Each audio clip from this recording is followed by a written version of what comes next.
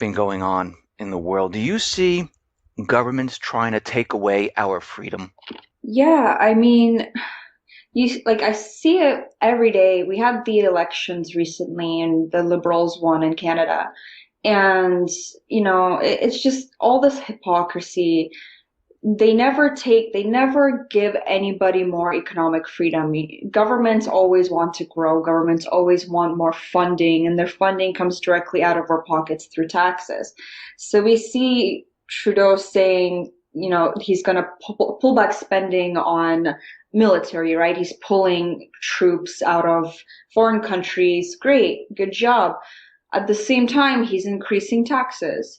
Now he says he's increasing taxes on the wealthy, but one of the biggest tax increases is on anyone who makes over $200,000 a year. That's the middle class. That's not the wealthy. That's the middle class. He's giving anyone making below 89 a year a tax break, but that's not the middle class after taxes. Mm. If you take $200,000 after 50% tax, that's the middle class, and he's furthering the destruction of it. So, yeah, I mean, people that are more left leaning don't realize that our freedom, it can often stem directly from our economic freedom. They just don't understand it, and a lot of it comes from like most people who are left minded. I hate to use this term, but they're white privileged, right? Hmm. They grew up in America in a time where their parents were very wealthy and had freedoms and were rich, and they grow up thinking they're going to go to school and they're going to get their degree and their mommy and daddy are going to pay for it, and then they're going to get a job and they're going to drink on the weekends and buy their iPads, and it's all going to be great. And now they're moving back home and feeling resentful and entitled and wanting government benefits and not understanding how economics works. So that's the left-minded youth that I see all around me. And what's going to happen is there's going to have to be some sort of social change, because with the way the economy is going in the Western world, this idea, this American dream of, going out on your own and living by yourself in the city and having an awesome job where you're making a change and feeling productive and contributing to society is dead. And we're going to have to revert back to families living together, families cooperating and helping each other. It's just not sustainable to have each one of your kids move out and live by themselves in a tiny apartment, being a debt slave, paying 50% tax at a job that's not even paying them very much for how much they invested in their possible career options through the school system, which is also, uh, the prices are hyped and everyone's in debt. So we're gonna, I guess I'm talking to people of my age, Hmm. people in their early mid 20s that had all these expectations for their life. Well, guess what? In most countries, kids never leave they never leave the family home because it's a poor country, and you keep your family home for generations and you stay there and you actually need each other and cooperate. America hasn't had to do that, and that it just hasn't, because it was such a wealthy, prosperous nation. It's not anymore. It's a lie if you think that it is, and you're going to have to change your lifestyle and your habits if you want to survive. Otherwise, you're going to end up contributing to the debt. You're going to end up being stressed, and you're not gonna get anywhere. You're gonna be living for someone else because you're gonna be a rent slave. Here in the U.S., we see governments trying to intrude on our rights and our privacy, and we're seeing more and more the government trying to censor speech. Do you see this in Canada? Oh, speech died in Canada a long time ago. At least America has their constitution, has their Bill of Rights that protects you in some cases sometimes. Canada doesn't have that. I have a whole video on my channel about a man's life and livelihood being just taken from him because he said something that the school he worked for didn't like, and it was completely politically driven, and he didn't have the protection of freedom of speech. We don't have that here at all. How did the people just sit by just because somebody said something and let this happen? Why wasn't there, Oh, millions they of people? didn't. They didn't sit by. We had Cynthia McKinney Hmm? from America, from your country, who was the first female elected to the Senate from from what state was it? From I'm sorry, I'm blanking out on it, but she was one of the first black females elected to Senate, and she is a huge human rights advocate. Hmm. She tried to enact laws for Palestinians to be considered human beings, things, common sense things. And she actually stood up for this man. His name's Dennis Rancourt, and it had to do with race, what he said, and she as a black woman, stood up for him, a white man, and no one cares. It was all politically driven, and they did whatever they wanted to do, and it was totally unlawful. And his appeal was denied. There's so the answer is no. There's no free speech here. It's just amazing, and I actually see this in other European countries where the freedom of, I mean, all the governments, they're saying they're for freedom of speech, but when it really comes down to it, they're not. And we see that governments right now are, coming into our lives, and nothing is private anymore. And we see that most of our rights are being chipped away. Here in the United States, we see the NSA, CIA, FBI. They all want information from us, and they're using backdoors. They want to know everything about us. Do you see this in Canada? Yeah, of course. We're not that different. No, I know. My friend calls Canada America's hat. I mean, uh, go ahead. yeah, we're not that different at all. And I think Canadians are incredibly naive and ludicrous when they try to say, "Oh, we're different than America," blah blah blah. We're like we have this moral high ground over the Americans, and it's such a lie. It's so pathetic. It's like you need to feel um, like a patriot, and the only way you can feel that way is to put down the nation below us that has actually given Canada a lot. It's our greatest trading partner, and it's such a silly mindset. Like, I think it's very pathetic of Canadians to feel that way. What do you see as the biggest problem with the government intruding on our privacy? Why shouldn't they do it? Well, it literally kills us. Imagine someone, like when you're working and someone's looking over your shoulder the whole time, like at work or even in your home, or, your mom hovering around. That uneasy feeling, you just like Hmm. feel super stressed. Well, multiply that by 1,000 and make it constant and make it a power that can throw you in jail if they don't like what you're doing. It's a stressor. We're all slowly dying because of it. And by the government peeking in on what we're doing from, what you've seen and what you've researched, do you see this as being a major problem in society today? Yeah, of course. Of course it's a problem. And the bigger problem is people don't think it's a problem. People willingly give away their information. I mean, even I do it. Like, everyone does it because there's very little choice left. Like when you You, say you give away your information, like how do you give well, away? I use a phone. So there you go. My phone doesn't run a completely open source, guaranteed no backdoor software. So I'm giving away information. I have a MacBook. There's backdoors on that. I use programs. We're using Skype right now. They Hmm. have everything we're saying off air is recorded. They have footage of me on Skype.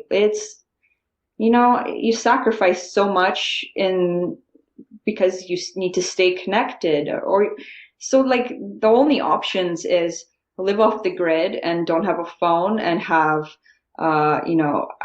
build your own computer and run software that's open source and that you trust, or be big like Alex Jones where they can't touch you anymore. Well, I don't know if they can't touch someone who's big. I think it just, when they do touch you, it's just a bigger fall if they wanted to.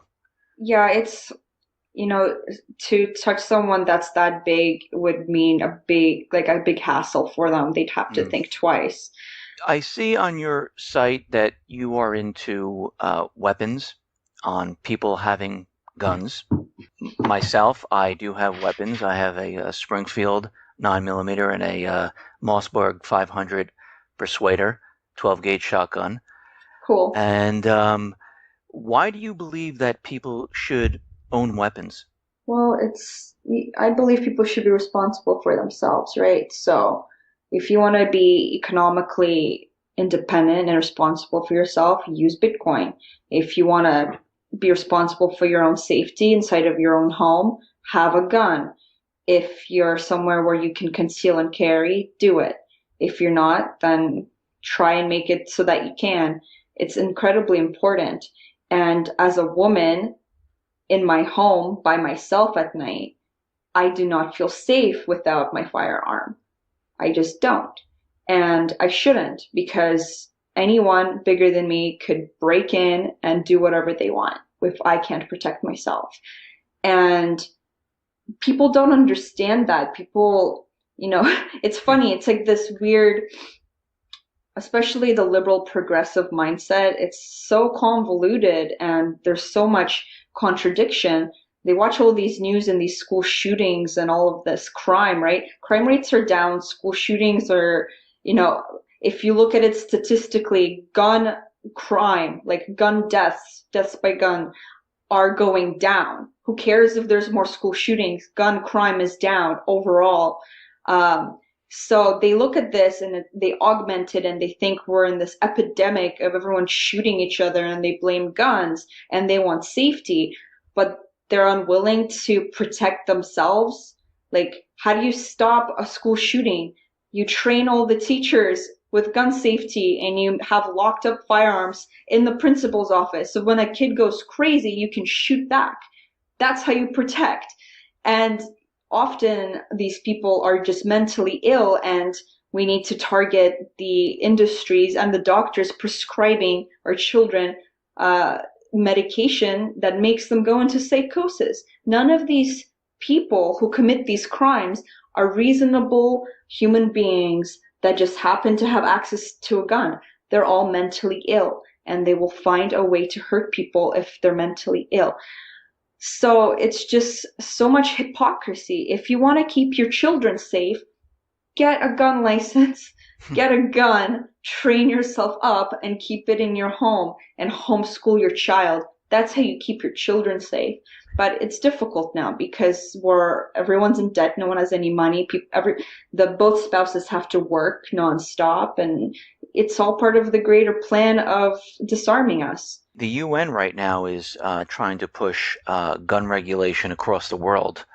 And I know that John Kerry signed onto that, but the Senate here in the United States has not voted on it or ratified it. But I know a lot of countries, they want all countries to be involved in this, where actually they're going to register your weapon, register your ammunition, and eventually just take away your weapon. And of course, this is their plan. They did that in Canada a few years back. There was a big flood up north, and they broke into people's homes and took their firearms. They seized their guns because of safety concerns during the flood. They used any excuse possible to do confiscations, unlawful ones at that. They don't want citizens being armed. All the statistics are on the pro-gun side, all of them. And at the end of the day, the debate is over because you can print a gun. So regulate all you want. Criminals will still get a gun. So taking away firearms from normal people is pure evil because you're giving total power and control to the criminals. What's interesting about this is if here in the U.S., when there's a mass shooting, they never talk about the person who's doing it. They never talk about, like you said, the person has a mental disorder. They could be on SSRI drugs. They always are. They always are. They are. But they always say it's the gun. And they always say the gun did it, the gun did it. And when I talk about it, I go, well, how does an inanimate object just go around shooting people. It makes no sense. There has to be someone behind it. And, people use a lot of different examples. And I saw the other day a very good example. You know the guy, the dentist who went to Africa who shot Cecil the lion? Yeah. Well, Yeah. what's very interesting about that is they didn't blame the gun, they blamed the person for doing it. Right. So a man That's a good shot point. a lion, but in a mass shooting, the gun shot the people, Hmm. which is very interesting, and how they can switch around the narrative of the story and make Oh, you think it's completely different than what it really is. well, liberals are like, evangelicals. They'll like nitpick, they'll nitpick out of things out of context. They won't ever look at the whole thing. They'll always change the narrative to their own insane mindset, right? Hmm. So like a religious radical will pick things out of a Bible or the Quran and have it suit their needs or their beliefs. It's it's insane. It's total insanity. And people need to realize America is a very interesting and special place. Canada has just as much gun ownership per capita, okay? And we don't have school shootings. We also don't medicate our children. We don't have that pharmaceutical push. We have it to some extent. Comparatively, we probably have it more than other places. But this is not a pandemic problem like in America. We don't, like, I didn't know anybody that took medications, different kinds of medications, until I started my work and I started making a lot of friends in America. Then it's like I'm staying with these people, like, oh, do you need something to sleep? I have this. Do you need something to wake up? I have this. Do you need something to concentrate? I have this. I'm like, what the heck? I've never even like what I went to high school and there's like the coke and the weed and stuff, but like nobody's popping pills, right? It's crazy. It's America's totally insane in that regard. And then you guys wonder why there's school shootings. Like, of course there's school shootings. I think a lot of times these school shootings are manufactured um, Yeah, I think so by too. certain agencies, and especially when they have laws in Congress where they want to push the laws, it always seems that when they're ready to do something, the laws are sitting there, and we see it happen in each one of these states. And all of a sudden, like Obama, the first thing he does is he comes out and they push gun confiscation or their gun laws, and it's always the same exact step by step approach that they take. And I think a lot of these drugged out people, and this is why we see so many drugged out people, they use them as patsies, they latch on to them, they try to convince them.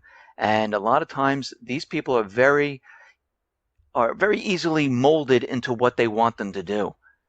And this is why we're seeing all of a sudden a huge rash of this at this time. Now, let me ask you, gun confiscation, why are governments pushing so hard to push gun laws or to confiscate weapons from the people?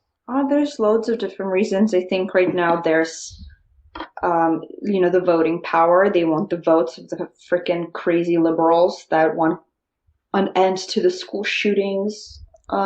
So they have the platform that suits that status quo. But ultimately, it's control, control and power. It's really hard to control a population that's armed and capable. You gotta make everyone a jellyfish. You gotta make everyone dependent. So right now the country's going into dependency on social programs and welfare programs. Now the next step is to make their safety totally dependent on cops. And cops are very selective on who they protect. So, I mean, this, like, no one should be surprised. This happens in every country. It's cyclical and it never ends well. And people are going to wake up and, understand that they've been stripped of the potential of having a decent life in a country that promised them that they would, and they'll wake up eventually, but eventually is always too late. Mm. You mentioned about different countries that went through this. What usually happens when a government comes in and confiscates the weapons from the people in these countries, what then happens? Well, Mao did it, Stalin did it, Hitler did it. I mean, do I need to go on? What type of life does everyone lead in the country when this happens? Subservient ones. I mean, It's it's hard to recover from. It really is hard to recover from. My country's still struggling with it. I feel so much heartbreak for my country because we are the richest country in the world. We have so many resources. We have so many intelligent, capable people. We're so hardworking. Look at the Russian people that come and immigrate into other countries. We don't sit on welfare. We freaking work and build. Go to any construction site. It's like all Slovaks and Mexicans, right? Like these are the hardworking men that come for a better life. And it's imagine if Russia wasn't a dictatorship and we had a system that didn't churn each other against, again, we have a system that churns us against each other. We're used to it. We don't trust anybody because that generation just needs to die. Like it's going to take a whole generation for the possibility of a different kind of world in my country because that Soviet mentality is left over. You need to be raised in a place that shows and teaches you that people can cooperate and trust one another and live peacefully amongst each other. Russia, because of communism and because of the current state of affairs, does not have that. So all of this potential is being wasted. And we have this one guy who's like the richest person on earth right now. And all of his subservient little serfs brainwashed saying how wonderful he is just because their standard of living went up a little bit. It's not because of him. It's because of, technological progress. Mm. So where do you think all this, we're seeing governments take away our rights, trying to censor free speech. And, it's happening a little bit at a time. They don't do it all at once. They like to slowly chip away and, eventually they're going to try to censor the speech on the internet. I mean, we've seen it on YouTube already where channels just are taken down for no reason. And then a couple of days later, they're brought back up because a lot of people complain. But where do you think all this is going to lead to? Gosh, I don't know. I think some sort of collapse is inevitable. Now, I don't know. I think it's already happened. I think it's just being masked and prolonged because of, printing of money, and we still do have a high standard of living. Like compare America to India, right? Like Mm-hmm. you're not, I don't care how bad America gets, you're not gonna die of starvation, exposure, or thirst in the West. You're not. We It's have not experienced that Yeah. whatsoever. You Americans have no idea what that's like. You have to live in a real third world country to actually die of starvation, exposure, or thirst, right? You will not die of those three things in the West. So that is a very decent standard of living. Like you will be okay. Now, those are the things that make people desperate. Like once you're getting to a point where you can't find shelter or food, that's when people are like, oh man, maybe the government doesn't care about us. And it's really sad that that's where you have to get to.